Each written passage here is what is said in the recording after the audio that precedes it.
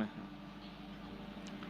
हम लोग कल चरित्र सुन रहे थे श्री कबीर दास जी का, और कबीर दास जी के चरित्र में कल हम लोगों ने श्रवण किया कि ना तो उनकी काटापीटी करवा पाए, ना उनको मदरसे में पढ़ा पाए, किसी भी प्रकार की कोई भी क्रिया माता पिता अनुचित उनके साथ करवा नहीं पाए।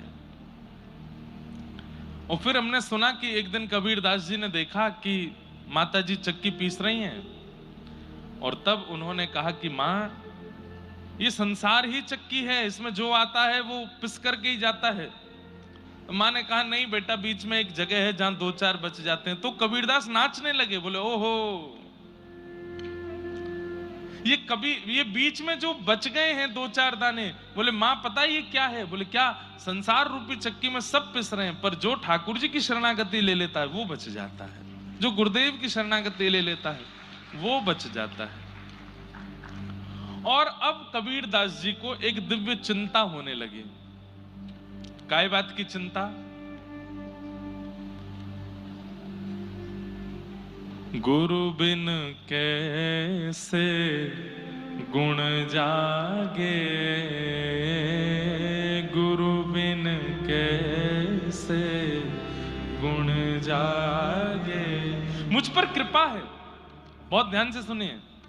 कबीर दास जी कह रहे हैं कि मुझ पर कृपा है कि मुझे बाल्यकाल से ही राम नाम प्रिय लगता है, मुझे बाल्यकाल से ही भक्ति भागवत प्रिय लगती है, परंतु गुरु नहीं है जीवन में। मेरे जीवन में एक गुरु तो होने चाहिए, जिन गुरु के आश्रय में रह करके, जिन गुरु की सन्निधि में जाकर के मैं ठाकुर जी की भक्ति को सहजता से प्राप्त कर सकूं। ऐसे गुरु मेरे जीवन में होने चाहिए। क्या करूं? तो गुरु की खोज में रोने लगे। अब मैं छोटा बालक हूं, मैं कहां ढूंढने जाऊंगा गुरु कहां है?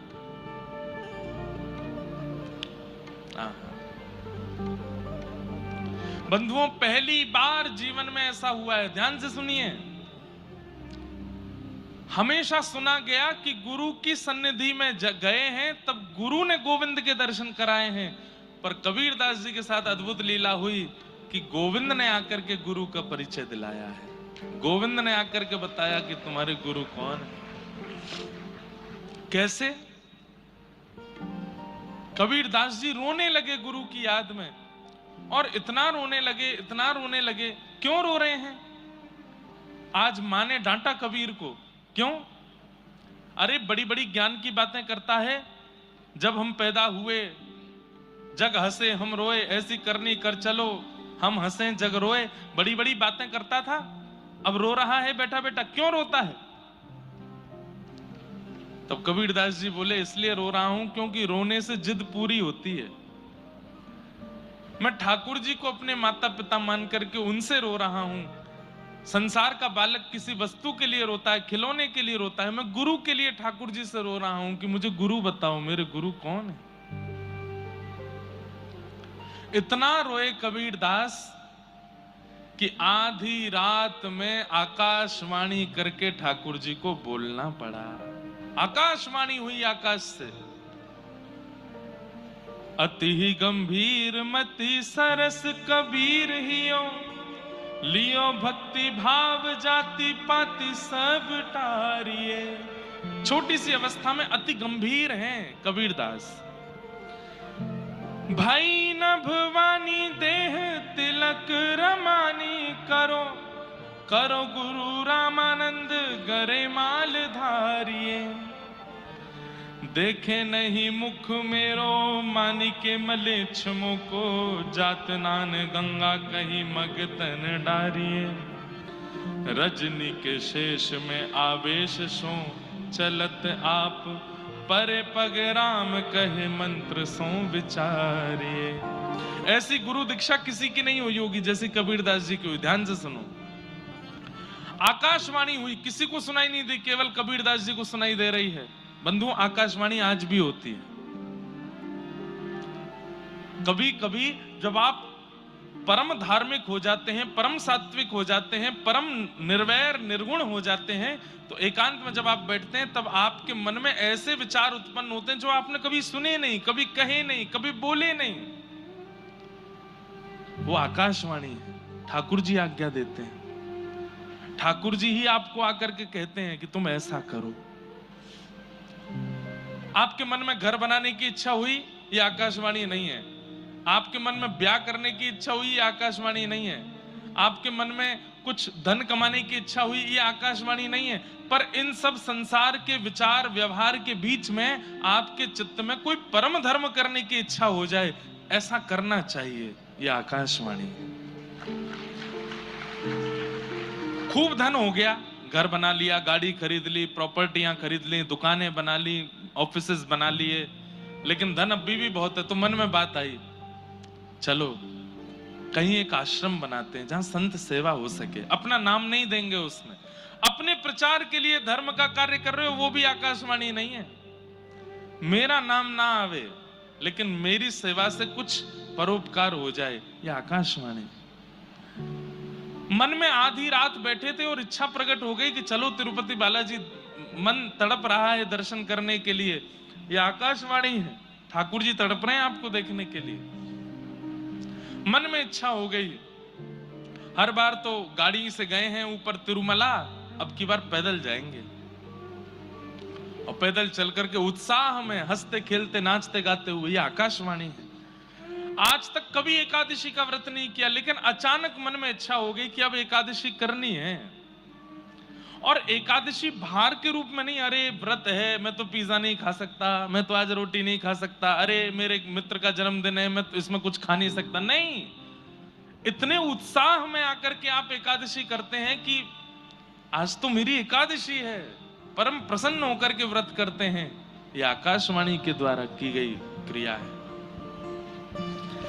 जीवन व्यतीत हो गया, अब इच्छा हो गई कि गुरु जीवन में आने चाहिए, और जिनकी वाणी, जिनका स्वरूप, जिनकी उपस्थिति से चित्त पवित्र हो रहा है, ऐसे किसी का चिंतन करके मन में भाव आ जाए कि इनसे दीक्षा चाहिए, ये आकाशवाणी है।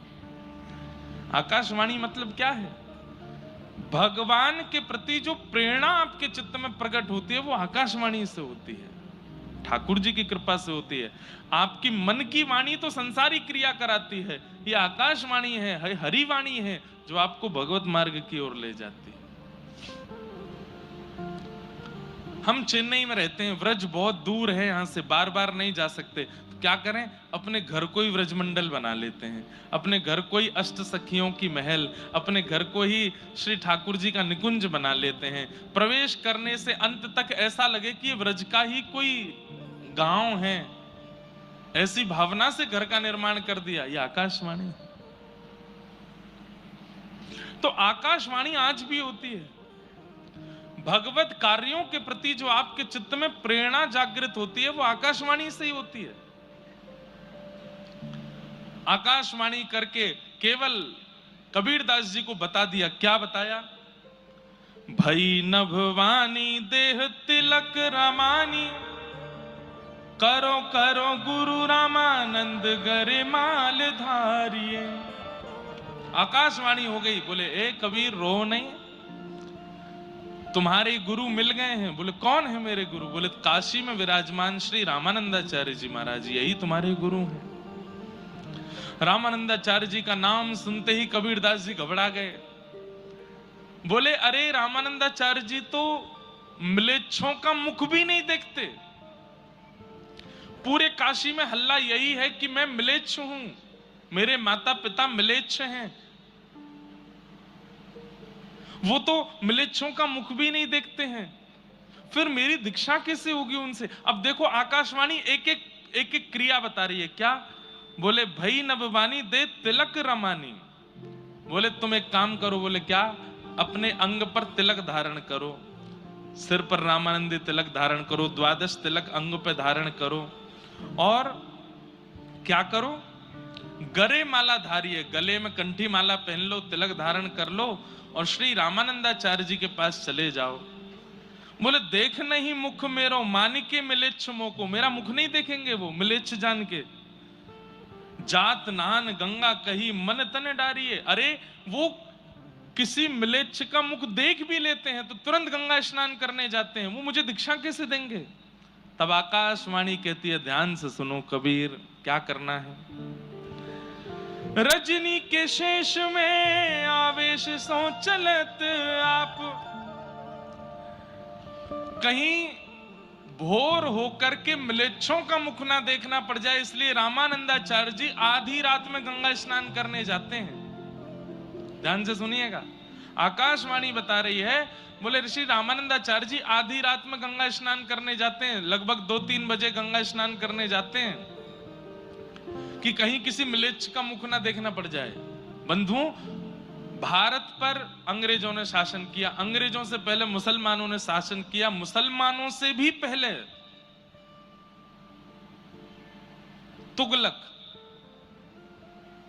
तुगलकों ने शासन किया भारत के ऊपर।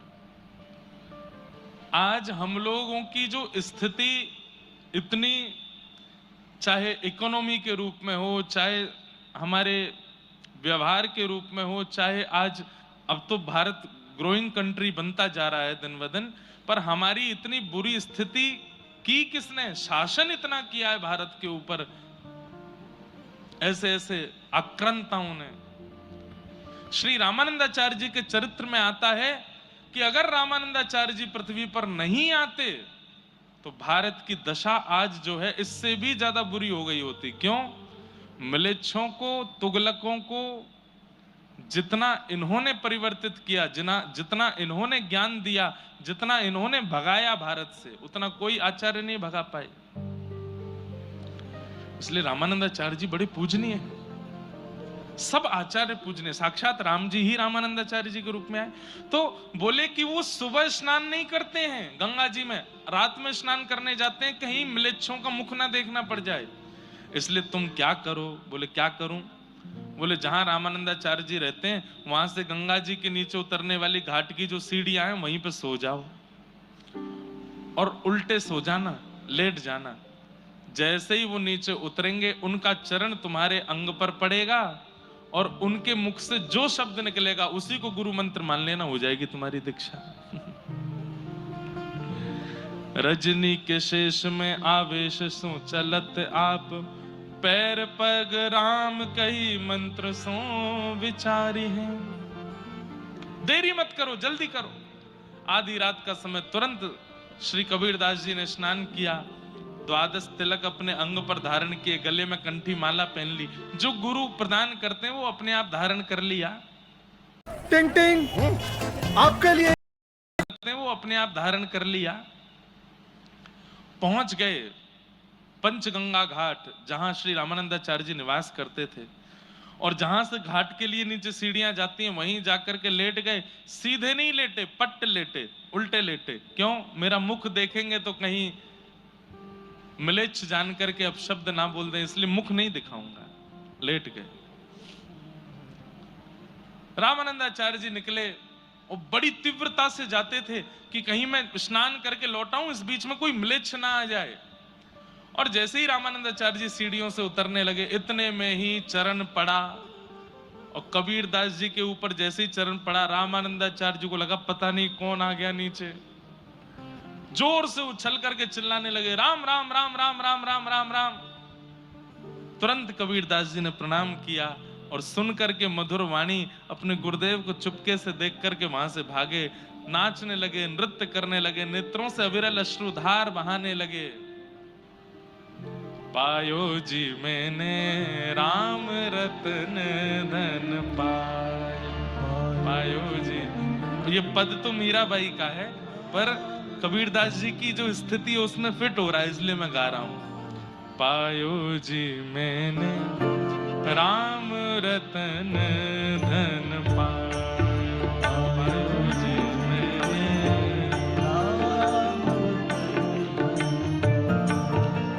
पायो जी मैंने राम रतन धन पायो।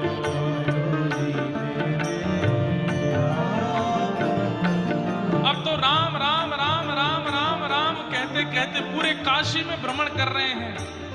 नेत्रों से अविरल अश्रुधार मेरे गुरुदेव मुझे प्राप्त हो गए, राम नाम दे दिया है मुझे अभी तक।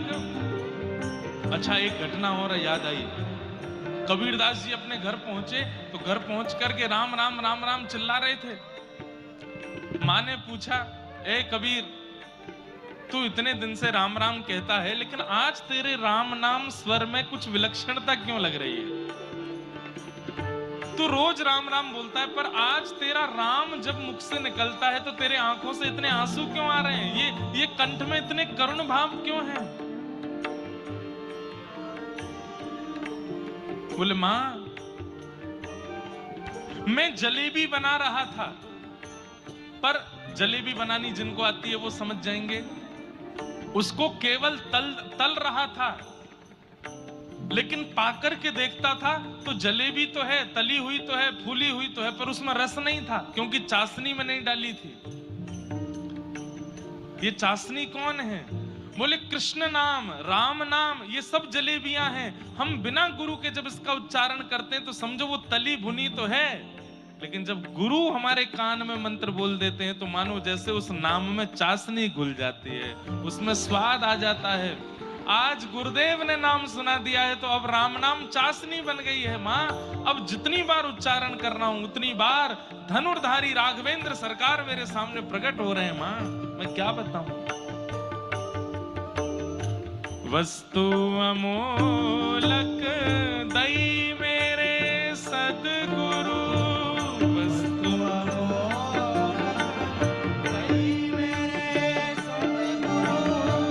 वस्तु अमोलक दई मेरे सद्गुरु,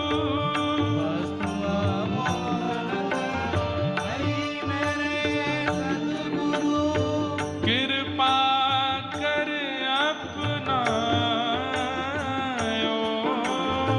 कृपा पायो जी मैंने राम रतन धन पायो, पायो जी मैंने पायो जी मैंने राम रतन धन पायो,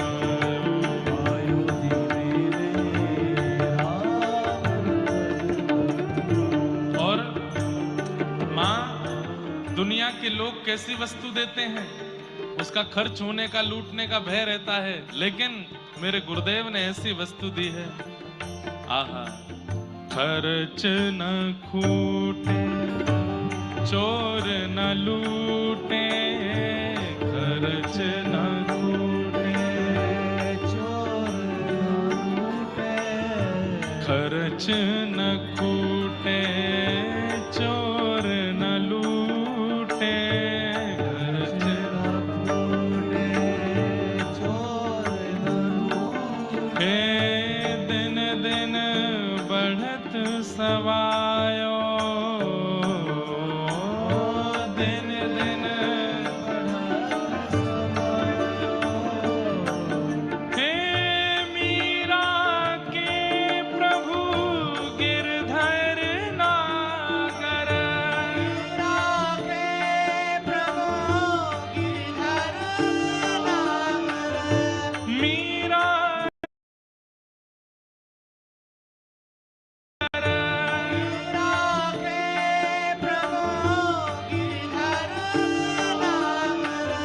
मीरा के प्रभु नटवर नागर, मीरा के प्रभु नटवर नागर, हरस हरस जस गायो, हरस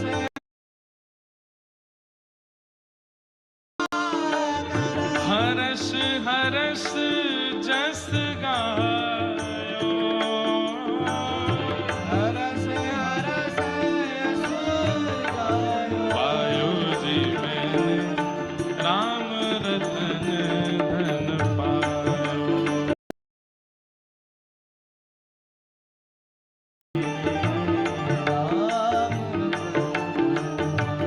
हे पायो जी मैंने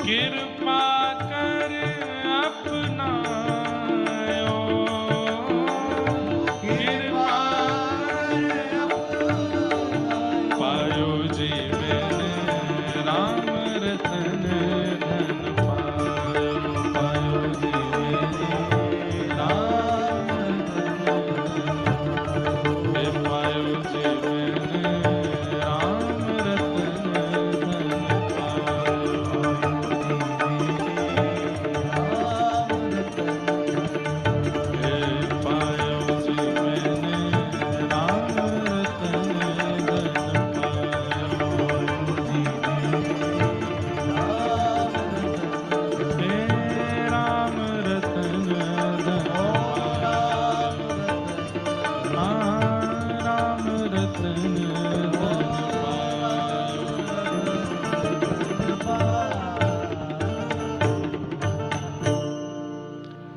ऐसे आकाशवाणी के द्वारा आपकी गुरु दीक्षा श्री रामानंदाचार्य जी से संपन्न हुई। बंधुओं,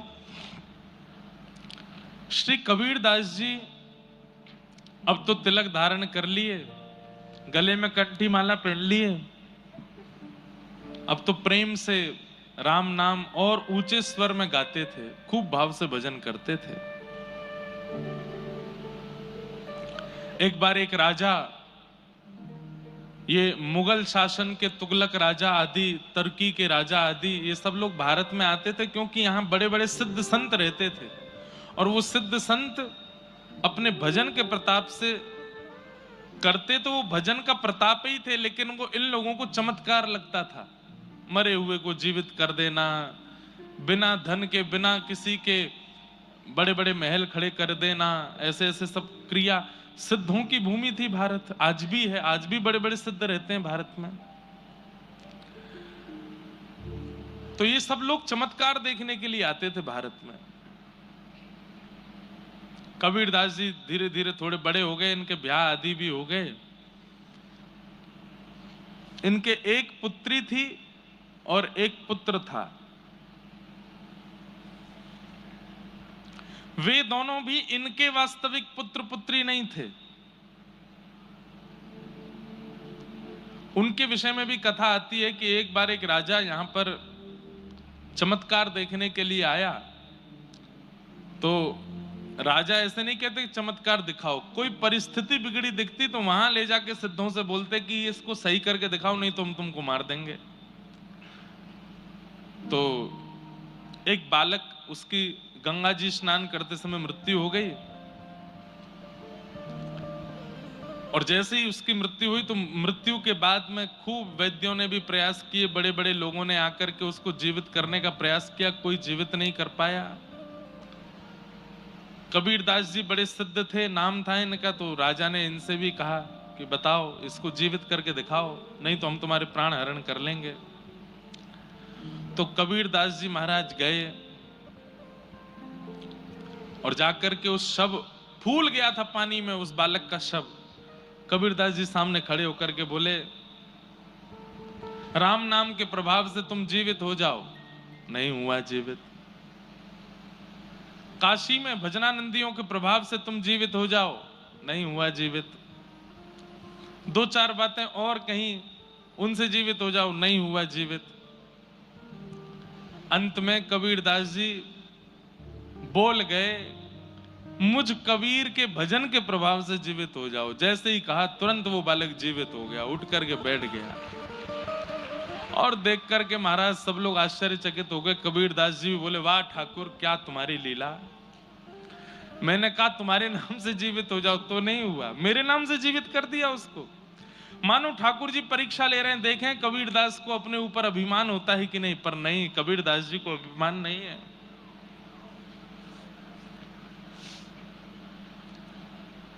आहा,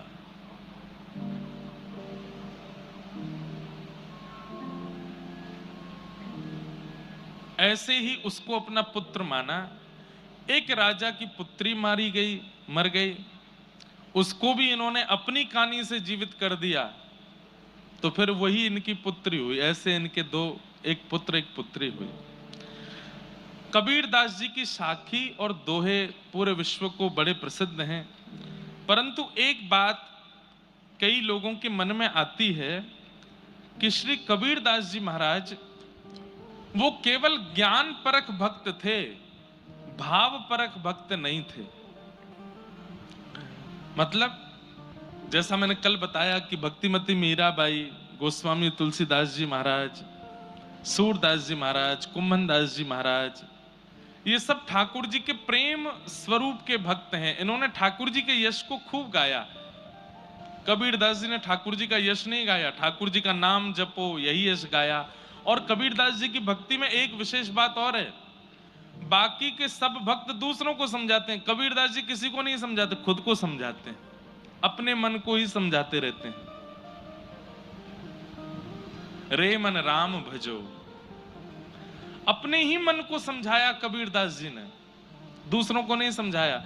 कबीरदास जी के इस भाव से पता चलता है कि कबीरदास कह रहे हैं कि भाई दूसरों को ज्ञान बाद में दीजिएगा, पहले खुद को समझाइए, पहले खुद को सुधारिए। तुम सुधर जाओगे, पूरा विश्व सुधरने लगेगा। खुद को संभालो। तो कबीरदास जी के विषय में एक बात सबके मन में आती है कि वे ज्ञान परक भक्त थे, भाव परक नहीं। वो भक्ति नहीं करते थे। ठाकुर जी की प्रेम लक्षणा भक्ति में उनकी ज्यादा रुचि नहीं थी। ऐसी भावना लोगों के चित्त में उनके दोहे, शाकी, पद आदियों को पढ़ करके समझ आती है। पर ऐसा ही एक अपराध हो गया हमारे व्रज के रसिक महात्मा से। हमारे व्रजमंडल में सप्त निधियों में जो पांचवी निधि है, पांचवी निधि कौन से हैं? गोविंद देव, मदन मोहन, गोपीनाथ, राधा रमन और फिर जुगल किशोर। जुगल किशोर जी को किसने प्रकट किया? जुगल किशोर को लाड़ लड़ायो, नवल कुंज ही माही, कुंजनि कुंजनि कीरज धारे, हरि व्यास युगल यश गाय, वृंदावन प्यारो वृंदावन। जुगल किशोर जी को किसने प्रकट किया? हरिराम व्यास। उनका एक बड़ा प्रसिद्ध पद सब पूरी दुनिया गाती है। किशोरी तेरे चरणन की रज पाऊं, जारज को ब्रह्मादिक तरसत, सूरज शीश चढ़ाऊं, किशोरी तोरे चरणन की रज पाऊं। हरिराम व्यास जी का ये पद है। इनका एक पद हम भी अपनी कथा में गाते हैं।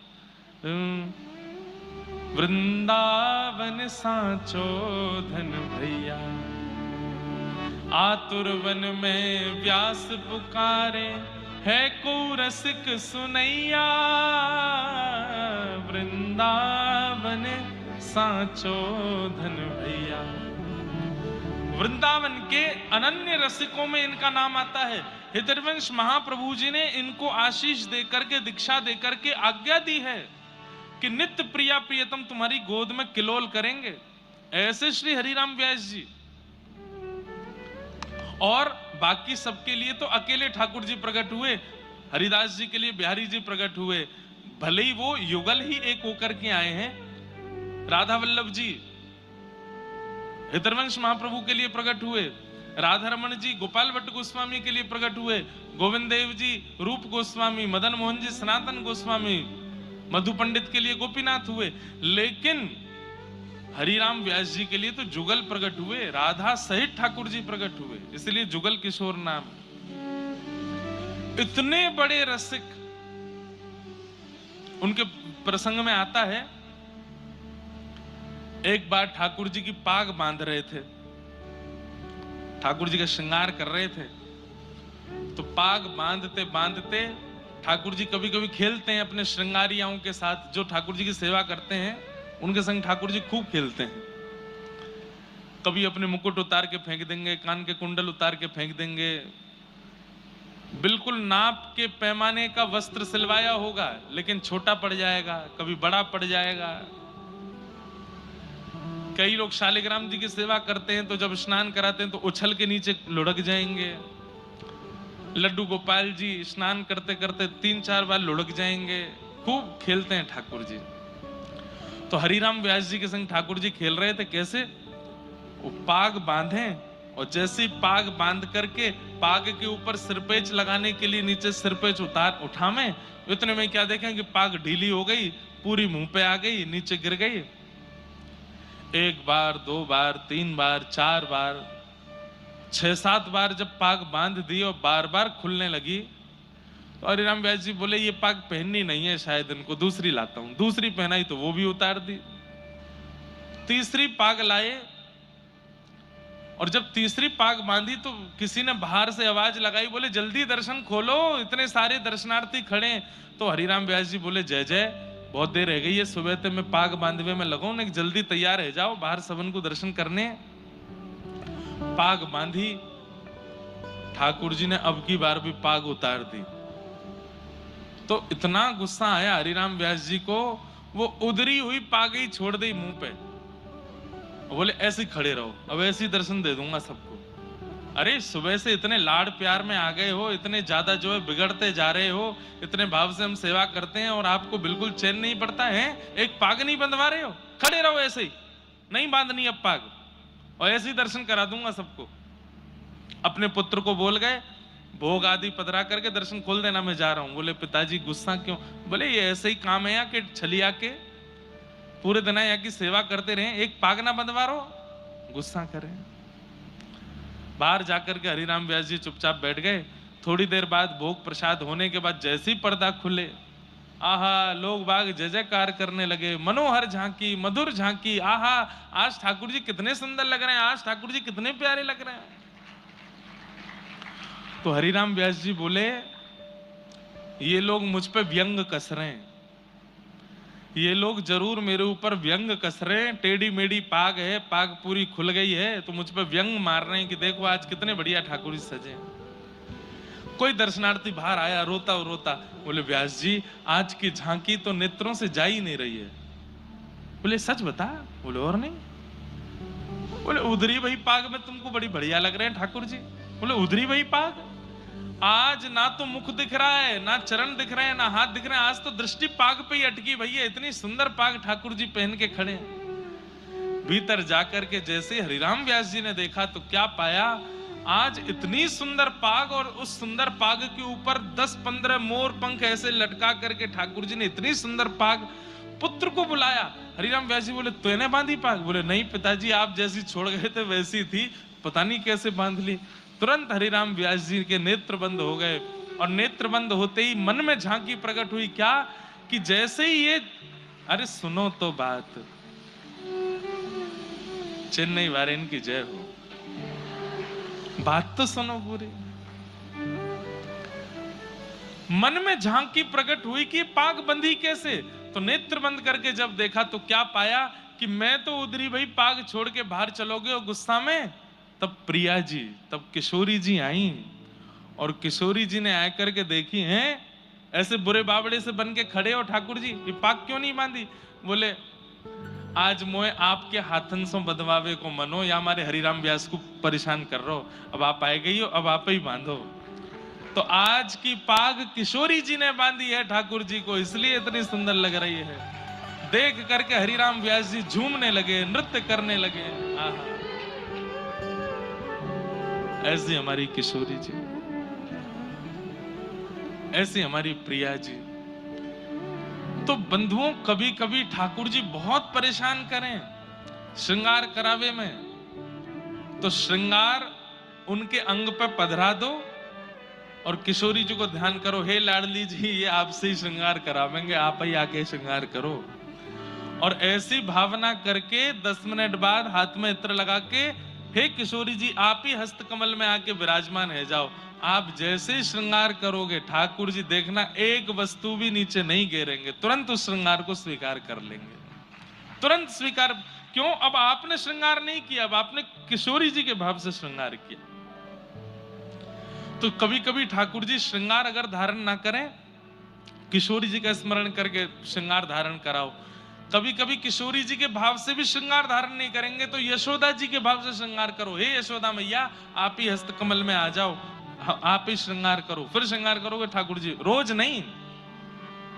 जब बहुत ही परेशान करें ठाकुर जी, तब किशोरी जी या यशोदा जी के भाव से ठाकुर जी का श्रृंगार करो। रोज तो वो आपसे तैयार होना चाहते हैं, पर कभी कभी नहीं हो मैं तो किशोरी जी का स्मरण करो, तब यशोदा जी का स्मरण करो, ठाकुर जी को तैयार करो।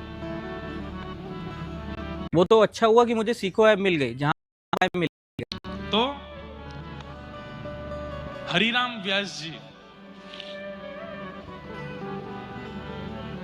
इतने बड़े रसिक संत, एक बार एक सभा में भक्तों की चर्चा हो रही थी तो किसी ने कबीरदास जी का नाम लिया।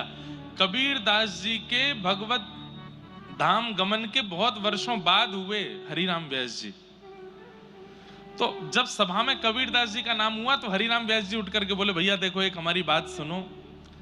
कबीरदास जी वैकुंठ गए होंगे, कबीरदास जी साकेत गए होंगे, कबीरदास जी गोलोक धाम गए होंगे, पर निकुंज में उनका प्रवेश नहीं हुआ होगा। निकुंज कौन है? जहां प्रिया प्रीतम नित्य विलास करते हैं, विहार करते हैं। कुंज, निकुंज और निवृत्त निकुंज, ये तीन हैं। कुंज क्या है? जहां सबका प्रवेश है। अभी जो वृंदावन है ये कुंज है, यहां सब जा सकते हैं। पर निकुंज क्या है? वहां सब नहीं जा सकते। अच्छा एक बात और, कुंज और निकुंज में दृष्टि का परिवर्तन है। जैसे अभी आप वृंदावन जाते हो तो आपको कुंज का दर्शन होता है। कुंज में आपको गलियां भी दिखती हैं, कुंज में आपको ठाकुर जी भी दिखते हैं, कुंज में आपको वृक्ष भी दिखते हैं, यमुना जी भी दिखती हैं, ब्रजवासी भी दिखते हैं, भीड़ भी दिखती है, कचौड़ी भी दिखती है, लस्सी भी दिखती है, पेड़ा भी दिखते हैं। पर जब आपकी दृष्टि निकुंज वाली हो जाएगी ना आपको भीड़ दिखेगी, ना आपको गलियां दिखेंगी, ना आपको गंदगी दिखेगी। आपको केवल रसिक ही रसिक दिखाई देंगे, प्रिया प्रियतम दिखाई देंगे और उनका नित्य महल दिखाई देगा। ये समझ जाओ। अब आप निकुंज में, अब आपसे कोई बुराई भी करेगा ना, भाई बहुत भीड़ है वृंदावन में, तो हम तो पिच गए भीड़ में। आप कहोगे कहां भीड़ है? अरे 10-15 रसिकों की टोली डोल रही है, सबके मुख पर राधा कृष्ण है। आपको कुछ भी दोष नहीं दिखेगा फिर तो समझो अब आपकी दृष्टि निकुंज देख रही है। और जिस दिन निवृत्त निकुंज दिखने लगेगा उस दिन कुछ भी नहीं दिखेगा। जित देखूं उतित राधे श्याम, राधे श्याम। हर वृक्ष में कृष्ण दिखने लग जाएंगे, हर कण कण में किशोरी जी दिखने लग जाएंगी। वृंदावन का पल्लव पल्लव, वृंदावन की वृक्ष वल्लरियां, सब में आपको केवल प्रिया प्रियतम दिखाई देंगे। हमारे व्रज के रसिया गाते हैं, हमारे व्रज के रास में गाते हैं कि निकुंज में जब आ जाओगे तो कैसी दृष्टि हो जाएगी। ये देखो श्याम, ये देखो श्याम, यही तो है मेरे जीवन प्राण। नैनाभिराम बंक मुस्कान, नैनाभिराम बंक मुस्कान, बोह मरोड़ लजावत काम, बोह मरोड़ लजावत काम। ये देखो श्याम, ये देखो श्याम, यही तो है मेरे जीवन प्राण। ये देखो श्याम, ये देखो श्याम, यही तो है मेरे जीवन प्राण। सब जगह ठाकुर जी दिखेंगे, कोई अच्छा कोई बुरा नहीं दिखेगा, सब जगह केवल श्याम सुंदर। ये निकुंज दृष्टि है, निवृत्त निकुंज दृष्टि।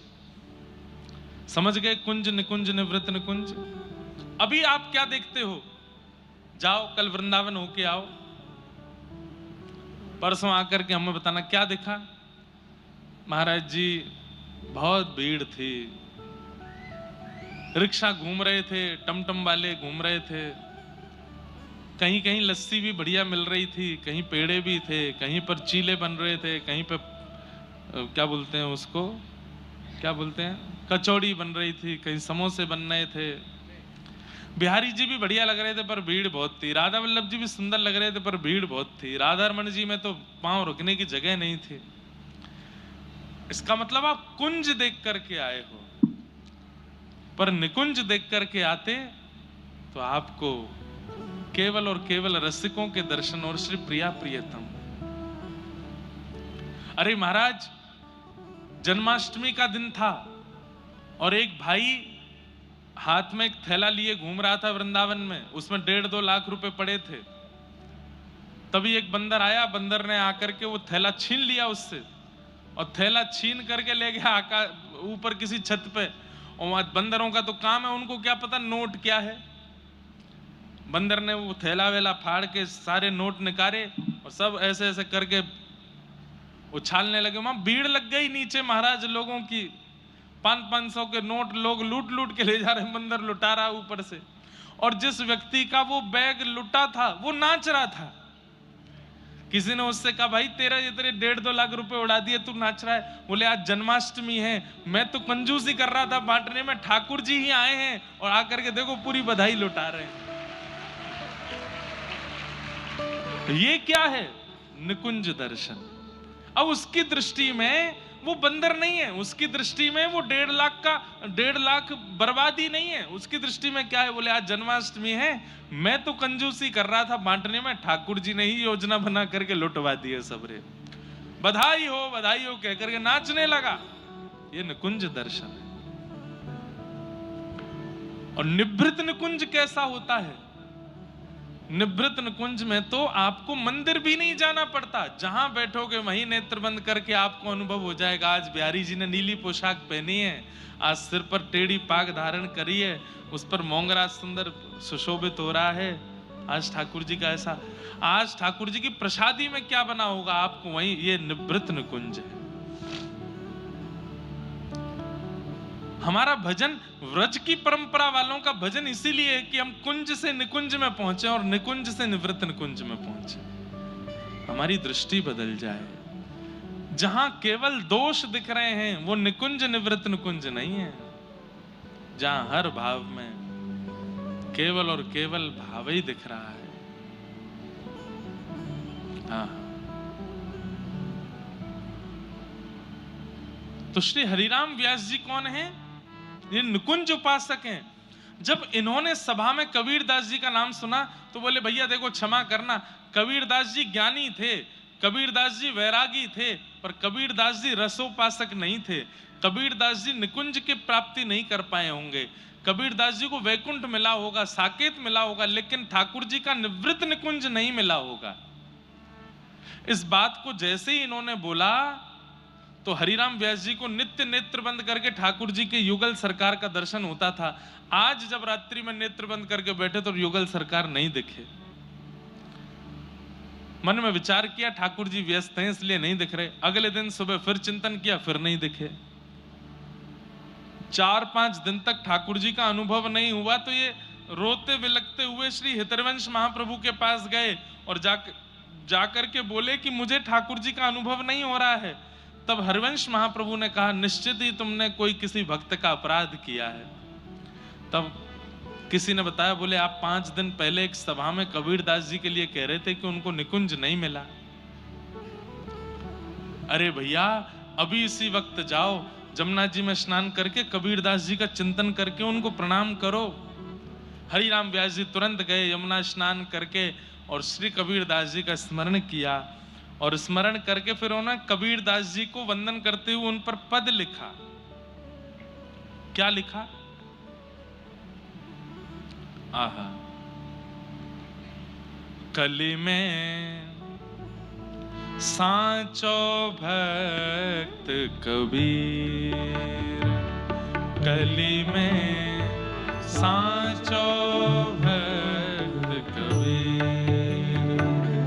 कली में सांचो भक्त कबीर, कली में सांचो भक्त कबीर, हे कली में सांचो भक्त कबीर, कली में सांचो भक्त कबीर। जब ते हरि चरणन रति उपजी, जब ते हरि चरणन रति उपजी, तब ते पुण्यो न चीर, तब ते कली में सांचो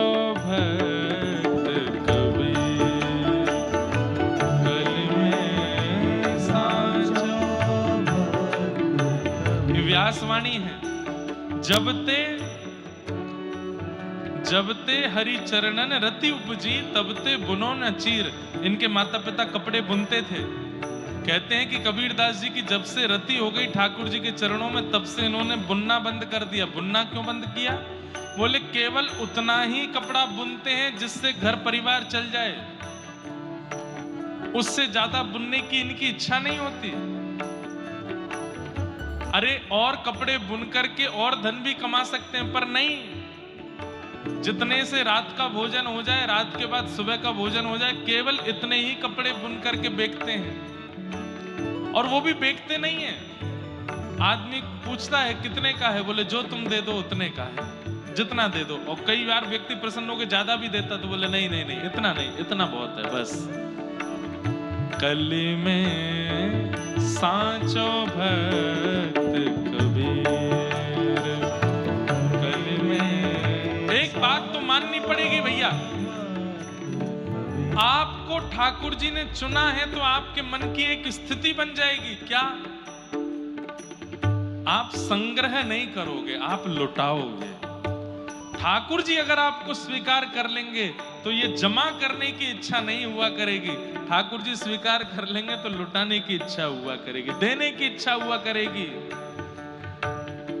अपने ऊपर ऐशो आराम में खर्च करना, उसको मत मान लीजिएगा कि हाँ ठीक है महाराज जी, रात को क्लब में जामे, इतना उड़ाया मैं, सुबह पिए खाएं, उसमें कर दें खर्चा, यही बहुत है। ये भी तो एक प्रकार से खर्चा ही है कि लुटा रहे। नहीं, दूसरों को देने का मन होगा, दूसरों की सेवा में लगाने का मन हो तो समझ जाओ ठाकुर जी ने स्वीकार कर लिया। कल में साचो भक्त कबीर,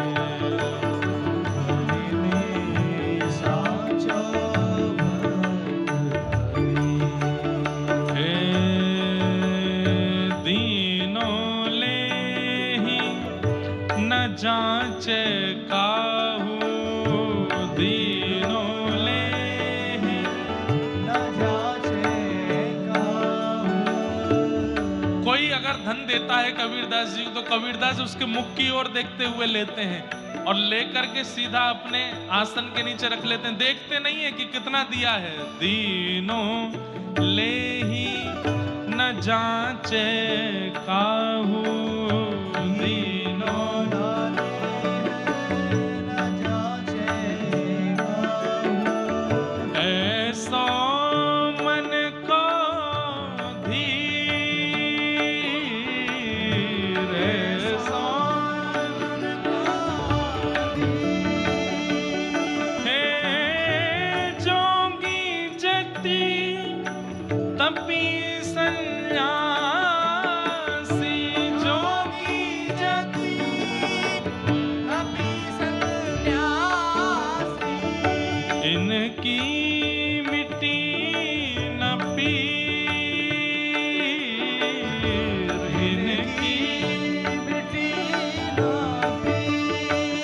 कल में साचो भक्त कबीर, कल में साचो भक्त कबीर, कल में साचो भक्त कबीर,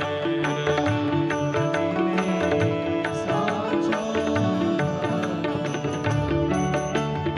और पांच तत्व ते जन्म न पायो, किसी माता पिता से जन्म नहीं हुआ है इनका। पांच तत्व ते जन्म न पायो,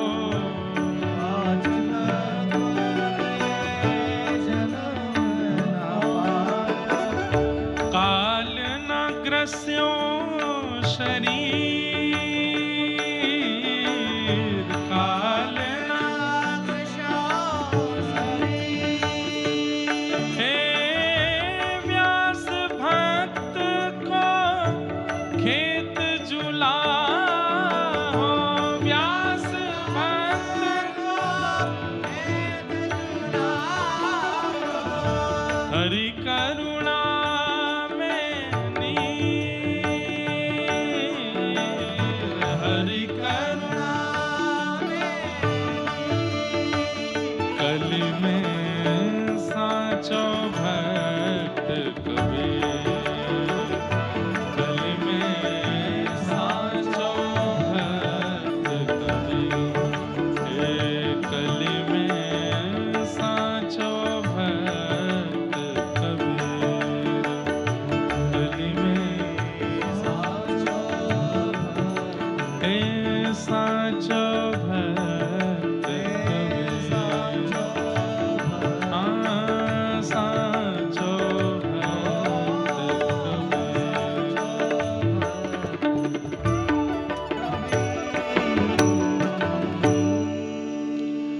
यमुना जी के तट पर बैठ करके हरिराम व्यास जी ने जब ये पद गाया, पद विश्राम होते ही नेत्र बंद किए, नेत्र खोल के देखा तो श्री यमुना जी से कबीरदास जी प्रकट हो गए।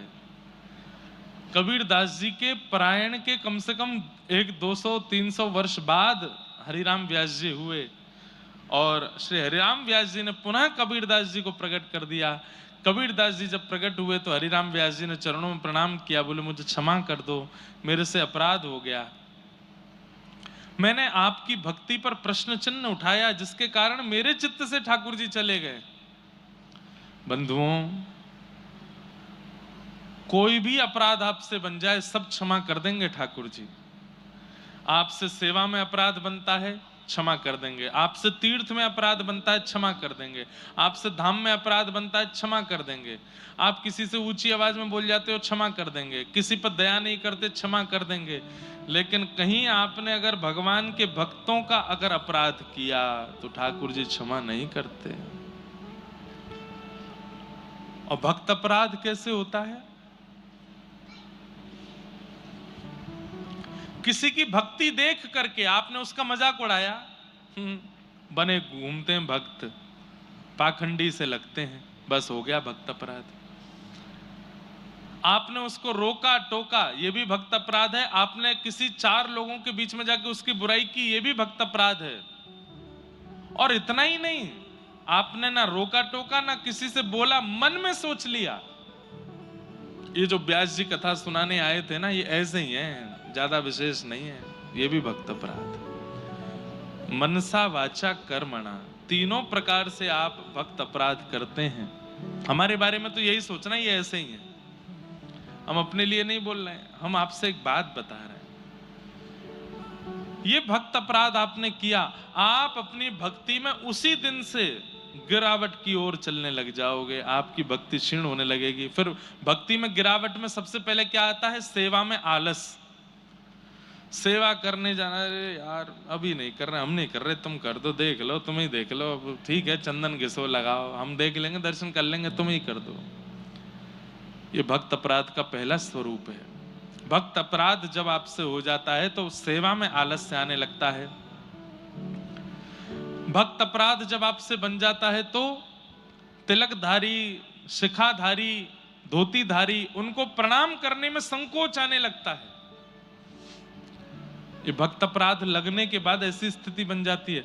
फिर तीसरा, भक्त तो भक्त, भगवान को भी दंडोत करने में फिर शर्म आने लगती है। अब ठीक है, ये ऐसी यही प्रणाम ठीक है, कहाँ लेटो झुको, लेट के प्रणाम करो फिर उठो, इतनी ताकत नहीं बची अब में। हाँ, शरीर से कोई व्यक्ति दुर्बल है उसके लिए बात नहीं, पर शरीर से हिष्ट पुष्ट है तब भी प्रणाम करने में आलस आ रहा है।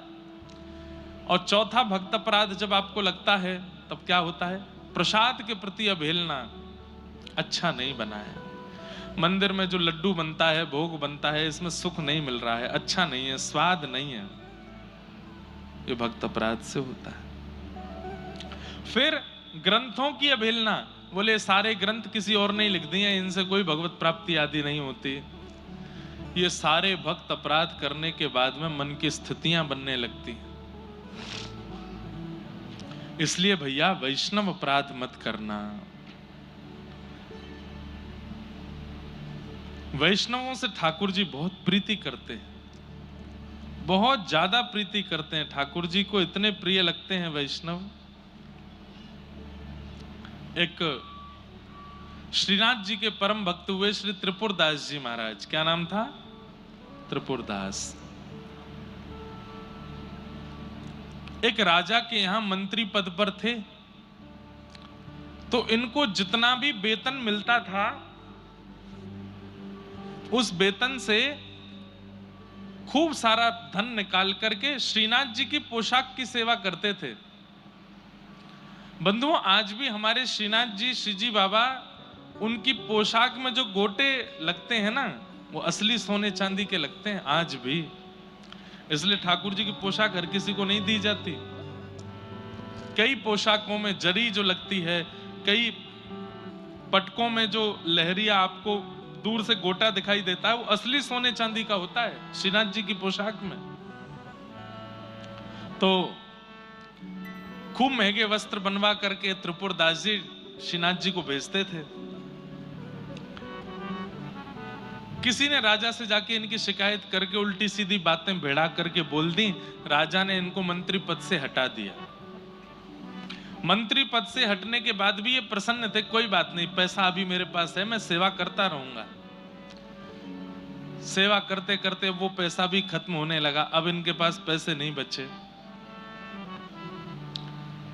जाड़े के दिन आए, सर्दियों के दिन आए। सर्दियों में हमारे श्रीनाथ जी एक विशेष प्रकार का कंबल पहनते हैं, उसको गगदल बोलते हैं। जैसे हमने ये बगलबंदी पहनी है ना, इधर बांध के भीतर बांध के, ऐसे एक कंबल बनता है, वो भी ऐसे बंध जाता है कपड़े की तरह। मतलब ये बगलबंदी जो है ये कॉटन की है, इसी को ऊनी बना दो तो यही गगदल कहलावे। ऐसी गगदल श्रीनाथ जी पहनते हैं। तो श्रीनाथ जी की गगदल जब तैयार हुई,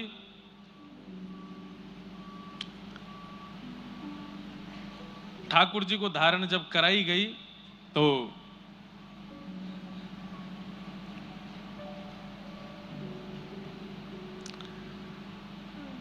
नित्य ठाकुर जी पहनते थे। शीतकाल में जाड़ा लगता है ठाकुर जी को। हमारे गिरधर लाल जी अभी चेन्नई आ गए, नहीं तो अभी वृंदावन में होते तो इनके आगे सिगड़ी रखी होती, गगदल पहनी हुई होती, शमामा का हेना का इत्र लगा हुआ होता। यहाँ तो ज्यादा गर्मी है ही नहीं, तो उस भाव से अभी भी थोड़े गर्म वस्त्र तो पहनाई जा रहे हैं। मूजरी पहनाई जाती, चरणों में मोजे, हाथों में मोजे। ठाकुर जी को सर्दी भी ज्यादा लगती है, गर्मी भी ज्यादा लगती है। गर्मियों में इतनी गर्मी लगती है कि एक कपड़ा पहन के डोलते हैं बस, कुछ नहीं पहनते, एक कॉपीन में ही घूमते हैं हमारे ठाकुर जी। और सर्दियों में इतनी सर्दी लगती है, केवल ये दिखता है और कुछ दिखता ही नहीं है, इतना ढक लेते हैं खुद को। अभी वसंत पंचमी आएगी। वसंत पंचमी के दिन ठाकुर जी के मोजे उतार दिए जाते हैं। तो एक बार मैंने किन्हीं आचार्य चरण से पूछा कि आज वसंत पंचमी है, उतनी सर्दी है, अभी कोहरा पड़ रहा है बाहर, आज ठाकुर जी के मोजे क्यों उतार दिए? उन्होंने इतना सुंदर भाव बताया।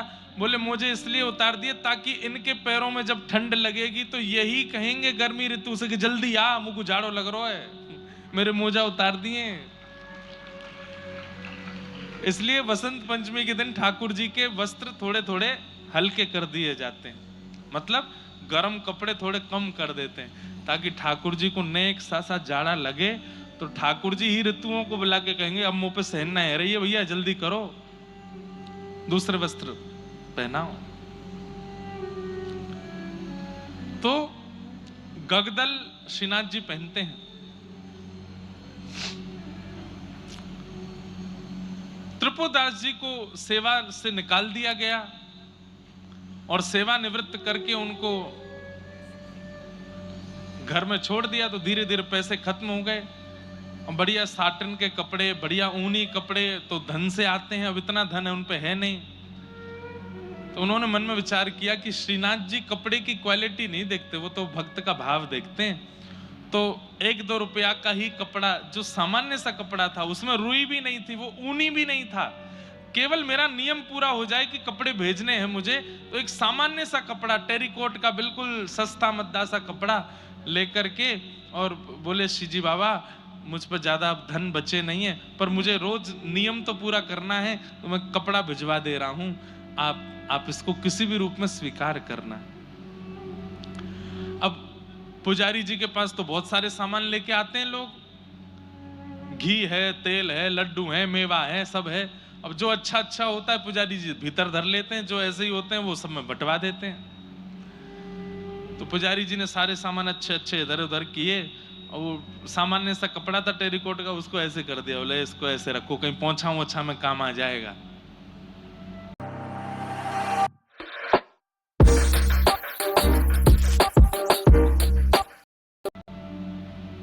रात्रि का समय, ठाकुर जी को इत्र लगा करके कंबल उड़ाए, कंबल उड़ा करके सिगड़ी रखी, सिगड़ी रख के आरती करके शयन करा दिए।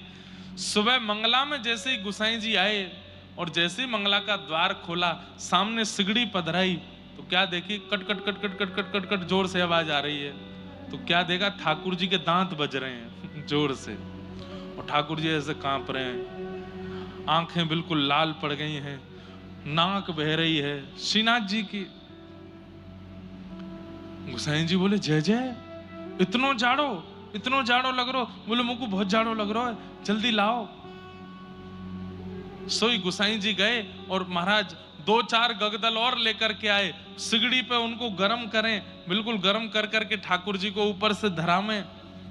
4-5 गगदल धरा दी, तब भी ठाकुर जी की कटकाहट बंद नहीं हो, ठिठरना बंद नहीं हो। पैरन की मालिश करी, हाथन की मालिश करी, खूब घी लगाया, खूब ठाकुर जी को इत्र लगाया, ठाकुर जी की कटकटाहट बंद नहीं हो। बोले सिगड़ी बढ़ाओ, 2-4 सिगड़ियां लगा दी महाराज।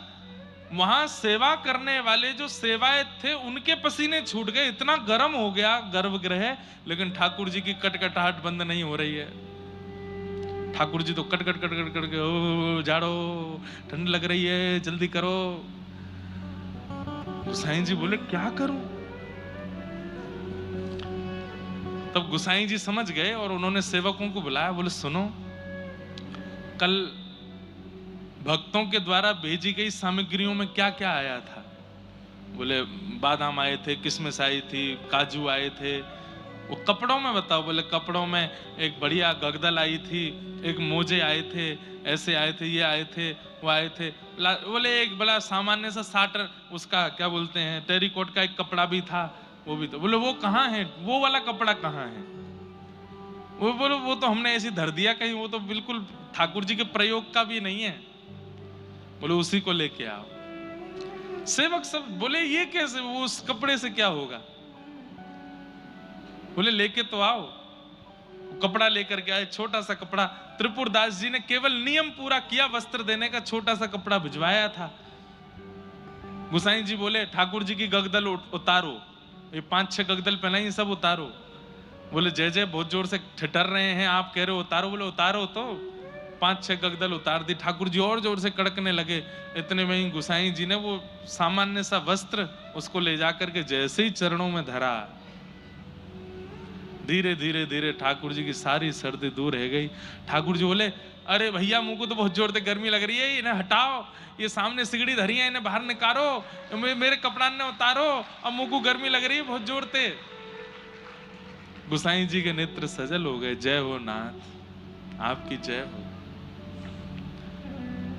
और सब सेवकों को समझाते हुए कहा वस्तु का मूल्य कितना है, वस्तु कितने महंगे रत्नों से बना है, वस्तु में कौन सी क्वालिटी का वस्त्र और रुई का इस्तेमाल किया, हम देखते हैं। ठाकुर जी ने, ठाकुर जी की शीतता तो एक टेरिकॉट का कपड़ा दूर कर रहा है, क्योंकि त्रिपुरदास ने भाव से भेजा है। ठाकुर जी तो वही देखते हैं। हमारे इतने सारे वैष्णव कथा में आते हैं, चेन्नई में तो फिर भी संख्या तो फिर भी आप लोगों की चेन्नई के हिसाब से बहुत है, लेकिन जब उत्तर भारत में कथा होती है वहां तो इतनी भीड़ आती है, और वो सब इतना सामान लेके आते हैं गिरधर लाल जी के लिए। कोई मेवा लेके आया, कोई कुछ लेके आया, कोई कुछ लेके आया, चित्र बना बना करके लाते हैं, उल्टे सीधे ठाकुर जी के कुछ भी बना के लाते हैं। हमने आज्ञा दे रखी है अपने सब विप्र ब्राह्मणों को, बोले चाहे जैसी वस्तु लावें, एक बार के लिए सही गिरधर लाल जी के सामने पधराना जरूर। पता नहीं कौन सी वस्तु को किस भाव से वो स्वीकार करते हैं। हमने कई बार अनुभव किया है, कोई वस्तु लेकर के आया और ठाकुर जी के सामने नहीं पहुंची तो हमारे जीवन में कुछ ना कुछ उथल पुथल ठाकुर जी करते हैं। दारी के तेने मेरे काज वो नहीं दियो है, वो लेके आयो कोई। अरे छोटे छोटे बच्चे एक टॉफी भी दे देते हैं ना गिरधर लाल जी के लिए, नाम ले लेते हैं, तो वो टॉफी भी ठाकुर जी को प्रसाद तो नहीं लगाते, पर दूर से ही दिखा जरूर देते हैं, लो ठाकुर जी एक छोटी सी सखी ने ये और भेजो है आपके काजे। सब उनकी दृष्टि में आना चाहिए जो उनके लिए आया है। क्या पता वो कौन से भाव को किस रूप में स्वीकार करते हैं। ऐसे हमारे प्यारे ठाकुर जी। कबीर दास जी प्रकट होकर के बोले हरिराम व्यास जी, आपने कहा कि मुझे निकुंज नहीं मिला होगा क्योंकि मैं ज्ञानी हूं, वैरागी हूं, भावना में ज्यादा भक्ति नहीं करी इसलिए। वास्तव में मैंने ठाकुर जी की आज्ञा का पालन किया। ठाकुर जी ने ही मुझे कहा था कि तुम पृथ्वी पर जाकर के जीवात्माओं को समझाने का प्रयास करो, जिससे उनको ज्ञान मिले, समझ आवे, ऐसे कवित्वों का रचना करो। इसलिए मैंने ज्ञान परक कवित्वों की रचना की है, भाव परक नहीं, क्योंकि ठाकुर जी की आज्ञा नहीं थी मुझको। तब हरिराम व्यास जी ने हाथ जोड़े, कान पकड़े, बोले मुझे क्षमा कर दें, मैं आपके रूप को, आपके भाव को समझ नहीं पाया और आप पर इस प्रकार मैंने प्रश्न चिन्ह उठाया। ऐसे श्री कबीरदास जी, अब कबीरदास जी की दीक्षा हो गई, द्वादश तिलक लगा करके श्री कबीरदास घूमते हैं। आहा, बीनो तानो बानो ही राम मडरानो, कही कैसे के बखानो वह रीति कछु न्यारी है। उतनो ही करे जामे तन निर्वाह होए, भोए गई औरे बात भक्ति लगी प्यारी है। ठाड़े मंडा माझ पट बेचन ले जन को, आए मोकु देहु देह मेरी है उधारिये। लाग्यो दिन आधो फारी, आधे सोना कम होत, दियो सब लियो जाप यह उरधारी है। कबीरदास जी, ये श्री प्रियादास जी के भक्तमाल जी में भाव है। कबीरदास जी अपने तन के निर्वाह के लिए उतने ही कपड़ा बुनते थे जितने से एक समय की रोटी हो जाए। क्यों? क्योंकि उनके हृदय में तो सदा श्री राम नाम जप हिलोने लेता रहता था। वो राम नाम की कमाई करते थे, राम नाम जितना हो सके इकट्ठा हो जाए इसका विचार करते थे, और उनके चित्त में सदा राम लीला चलती रहती थी, इसलिए वे ज्यादा किसी कार्य में व्यस्त हो नहीं पाते थे। उनकी उपासना की रीति बड़ी विचित्र और सबसे न्यारी थी। उसका वर्णन कैसे करें, अर्थात वह वाणी से वर्णन का विषय नहीं है, अनुभव की वस्तु है। जिसने उनका दर्शन किया होगा, अनुभव किया होगा, उसी को वो समझ में आ सकता है। निरंतर उसी आराधना में लगे रहते थे। एक बार बाजार में कपड़ा बेचने के लिए गए, एक साधु आपके पास आकर के बोला कि मुझे कपड़ा दीजिए, मेरे पास पहनने के लिए कुछ नहीं है, मेरा शरीर उघारा पड़ा हुआ है। तब आप उसे आधा थान फाड़ करके देने लगे तो उसने कहा इस आधे थान से मेरा काम नहीं चलेगा। तब कबीरदास जी ने कहा यदि पूरा थान लेने का निश्चय आपने अपने मन से किया है तो लीजिए, ये पूरा थान ले लीजिए। पूरा ही दे दिया, सब कुछ दे दिया। ऐसे श्री कबीरदास जी दानी, मैंने बताया ना कथा में अभी कि ठाकुर जी चित्त में आ जाएंगे तो आपका संग्रह का मन नहीं हुआ करेगा, बांटने की, देने की इच्छा चित्त में ज्यादा प्रकट हुआ करेगी। आहा, ऐसे श्री कबीरदास जी।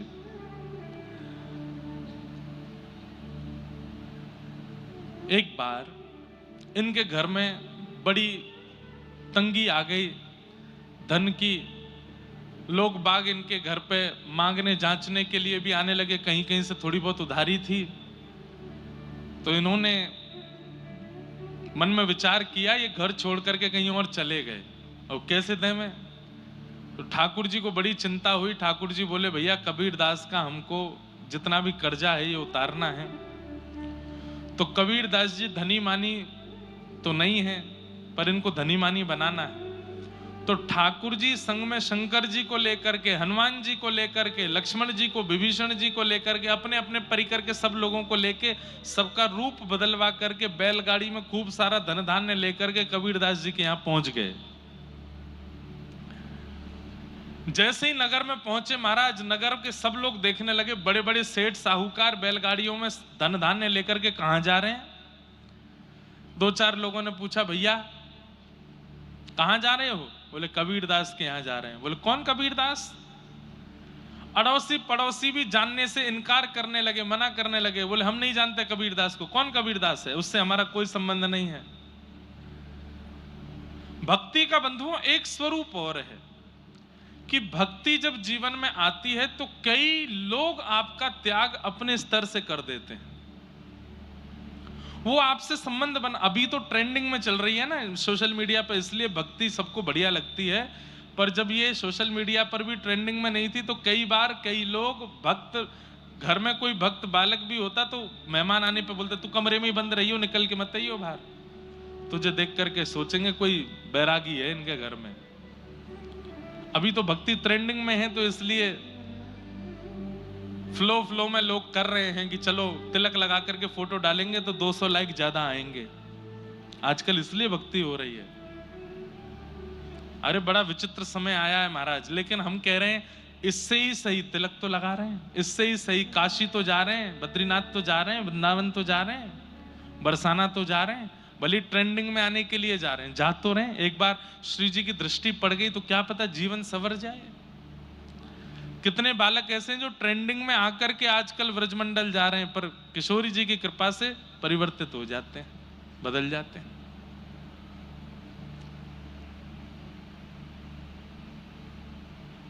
हाँ, तो पहले के समय में तो लोग भक्तों को अपना रिश्तेदार बताना भी स्वीकार नहीं करते थे।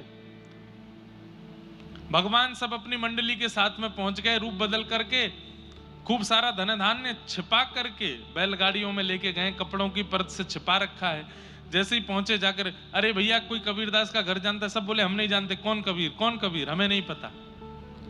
तब कबीरदास के घर के सामने जाकर के ही इन्होंने देखा, बोले यही है शायद कबीरदास का घर।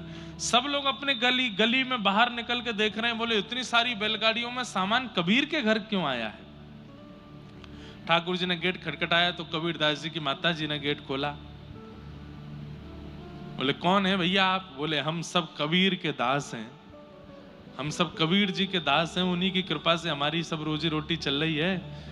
उनका बहुत सारा धन हमारे पास था, वो देने के लिए आए हैं। बोले भैया कोई और कबीर होगा, हमारा कबीर किसी का स्वामी नहीं हो सकता, हमारा कबीर तो जगत का दास है, उसके दास कौन हो गए? बोले नहीं नहीं हम कबीर के दास हैं। बोले भैया कोई और कबीर होगा, हमारे यहाँ तो एक समय की रोटी बन जाए वही बहुत बड़ी बात है, इतना धन धान्य हमारे घर नहीं आ सकता। तो ठाकुर जी बोले आपका पुत्र ही कबीर है जिससे हमें मिलना है। बोले आपको कैसे पता कि मेरा ही पुत्र है? बोले अच्छा वो रामानंदाचार्य जी का शिष्य है। रामानंदाचार्य जी का शिष्य कबीर तो एक ही है, वो इनका बेटा ही है। इन्होंने कहा हाँ वो तो हमारा बेटा ही है। बोले बस उन्हीं के लिए धन धान्य लेके आए, आप स्वीकार करो। बैलगाड़ियों के ऊपर से जैसे ही वस्त्र हटाए महाराज, सोने चांदी हीरे जवाहरात रत्नों से भरी हुई बैलगाड़ियां देख करके सारे पड़ोसी आ गए और सब आकर के ठाकुर जी से बोले बचपन में हमारे संग खेलता था कबीर, हमारी थाली में ही भोजन करता था, मेरी माता जी के हाथ का निकला हुआ छाछ पीना तो उसको बहुत प्रिय लगता था, हमारा मित्र सखा है हमारा। कितने स्वार्थी जीव हैं। जब तक धन नहीं है धान्य नहीं है तो कौन कबीर, कहाँ का कबीर, कैसा कबीर हम नहीं जानते। पड़ोसियों ने भी इनकार कर दिया और जैसे ही पता चला इतनी बैलगाड़ियों का धन ये कबीरदास जी के लिए आया है तो सबने अपने संबंध बता दिए।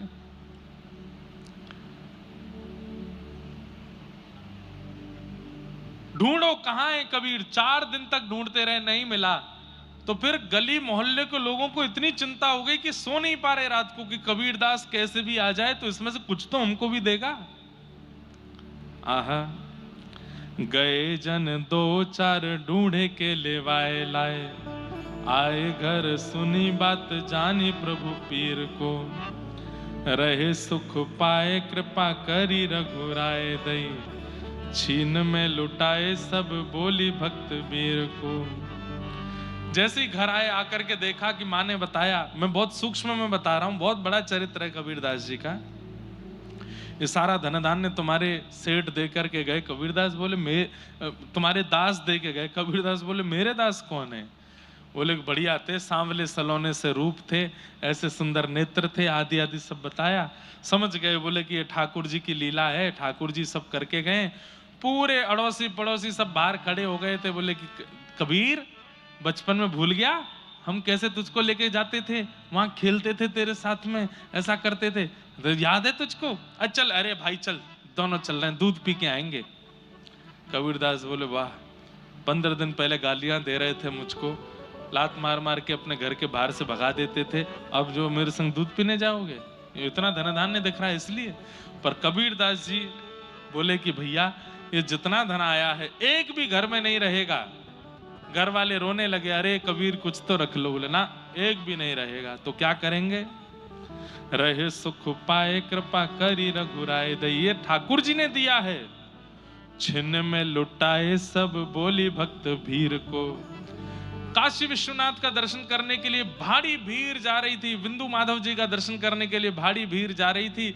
उस भीड़ के सैलाब में गए और जाकर के जितने सोने चांदी हीरे जवाहरात है सब लुटा दिए, उनको सब दे दिए। बोले ठाकुर जी ने दिया है भैया, बढ़िया सब धन धान्य लो, काशी में चकाचक आनंद करो। सबको बंटवाई दिए। घर वाले देखते रह गए और कबीरदास जी ने सब लुटाई दिया। दियो छोड़े तान बानो सुख सरसानो ही किए रोष धाये, सुन विप्र तज धीर है। क्यों रे तू जुलाई धन पाए ना बुलाए, हमें सुद्रनी को दियो जावो कहे यो कबीर को। बड़े बड़े ज्ञानियों ने आकर के रोष किया कि तेने हमको धन नहीं दिया, अपनी जाति के लोगों में ही सब बांट दिया। कबीरदास जी बोले भैया ठाकुर जी का धन था, ठाकुर जी की कृपा से प्राप्त हुआ, ठाकुर जी के जनों में ही मैंने वितरण कर दिया। आपको मिला नहीं मिला उसके लिए मैं क्षमा मांगता हूँ, मैं और कुछ व्यवस्था करके आपको दे दूंगा, पर अभी आप मुझे क्षमा करें। इस प्रकार कबीरदास जी का जीवन चलता रहा। इतने त्याग के, इतने वैराग्य के, इतने भाव की मूर्ति श्री कबीरदास। उनको हम बारंबार प्रणाम करते हैं, बारंबार वंदन करते हैं। ऐसे कबीरदास जी का पावन चरित्र, जहां कहीं भी कोई कबीरदास जी से रुष्ट हो जाता तो ठाकुर जी कबीरदास जी के रूप में जाकर के उन सबको प्रसन्न करते थे। ऐसे भक्त कबीर हुए जिनका पावन चरित्र हमने आज यहाँ श्रवण किया है, आज उसका सुंदर लाभ हमने प्राप्त किया है। हमको